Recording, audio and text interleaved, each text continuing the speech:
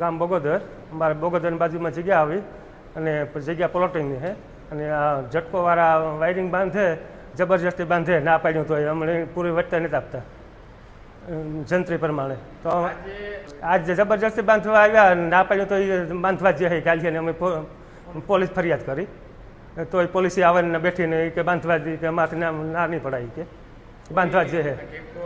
ના કંઈ નથી લઈને આવ્યા, માગી હતી આજ 1.5 મહિના પહેલાં અમે મહેન્દ્રભાઈને ત્યાં કેવું વાત કરી હતી કે આ વસ્તુ લેવો, એ વસ્તુ નથી લઈને આવ્યા, આજ સીધા બાંધવા આવ્યા.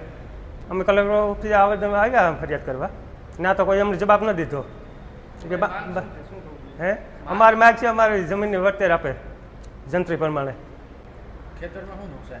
ખેતરમાં અડેજ છે, નુકસાન થાય, અડેજ ભૂખે નાખ્યા, ઝટકો વાળા ના વાયડું ખીસ્યા, ટ્રેક્ટર લઈને ટ્રેક્ટર ઉતાર વાયડું ખીસ્યા. રોજ બગવદર ગામના ખેડૂતો મારી પાસે આવેલા. હવે ઇસ્યુ એવો છે કે એ લોકોના ખેતરમાં ઝટકોવાળા વીજ લાઈનો ખેંચે છે. એટલે આ ખેડૂતોએ એમને પૂછ્યું કે ભાઈ તમારી પાસે કોઈ કલેક્ટરશ્રીની પરવાનગી હોય તો અમને આપો.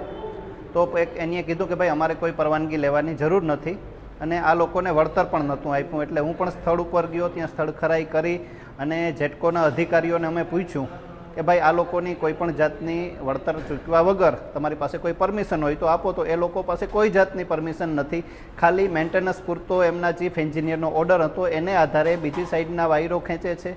હવે આ ખેડૂતોની જમીનો બહુ જ કિંમતી છે, બાજુમાં બિનખેતી થયેલ છે અને 70થી 80 લાખ જેવી વીઘાની કિંમત છે. એ જમીનોમાં બે લાઈનો ખેંચી અને આ જમીનોની એકદમ વેલ્યુ ડાઉન કરે છે. એટલે અમે વળતરની માગણી કરી તો એમની પાસે વળતર નથી. એટલે એ છતાં પણ એમણે કામ આના ખેતરોમાં કામ ચાલુ કર્યું, અડદ ભૂહી નાખ્યા ટ્રેક્ટરો ઉતારીને. એટલે અમે પોલીસને જાણ કરી તો પોલીસ એના પ્રોટેક્શનમાં આવી ગઈ, આ લોકોને પ્રોટેક્ટ કરવાને બદલે. એટલે અમે પોલીસને પૂછ્યું કે ભાઈ તમારી પાસે પ્રોટેક્શનનો ઓર્ડર છે? તો 2025ના પ્રોટેક્શનના ઓર્ડરને આધારે અત્યારે પોલીસ એને પ્રોટેક્ટ કરે છે, ખેડૂતોને પ્રોટેક્ટ કરવાને બદલે. અને ઉપરથી 2 ખેડૂતોને તો અત્યારે પોલીસે એરેસ્ટ કરીને બગવદર પોલીસ સ્ટેશનમાં રાખ્યા છે અને હમણાં ફોન આવ્યો એ પ્રમાણે પોલીસ એને ધમકાવે છે. એટલે આજે ઝટકોની અને સાથે પોલીસની ઝટકોની દાદાગીરી અને પોલીસ મદદ કરે છે એ વિરુદ્ધમાં અમે અત્યારે કલેક્ટર સાહેબને ફરિયાદ આપી છે.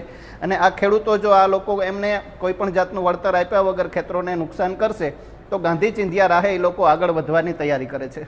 વાળાના જે જૂના પોલ આવેલા છે એ ઉપર એ વીજ લાઈનો નવી ખેંચે છે. અત્યારે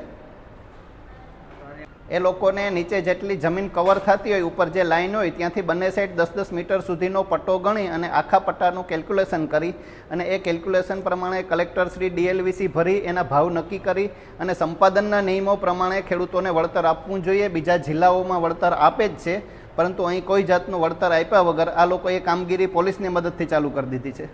ઝટકો પાસે જે હુકમ છે એ એમના ચીફ એન્જિનિયરનો હુકમ છે અને એ માત્ર ને માત્ર મેન્ટેનન્સ પૂરતો છે. અને સાથે એને પોલીસ પ્રોટેક્શનનો જે ઓર્ડર મેં એને માગ્યો એને બતાવ્યો તો એમાં 2025માં 10 દિવસ પૂરતા એને પૈસા ભર્યા છે. એ પ્રોટેક્શનનો ઓર્ડર હતો ને એ તો તારીખો કયોને વહી ગઈ. તો એક સમજાતું નથી કે પોલીસ શા માટે એને મફતમાં પ્રોટેક્ટ કરવા આવે છે, એટલા બધાને ખેડૂતોને ધમકાવે છે.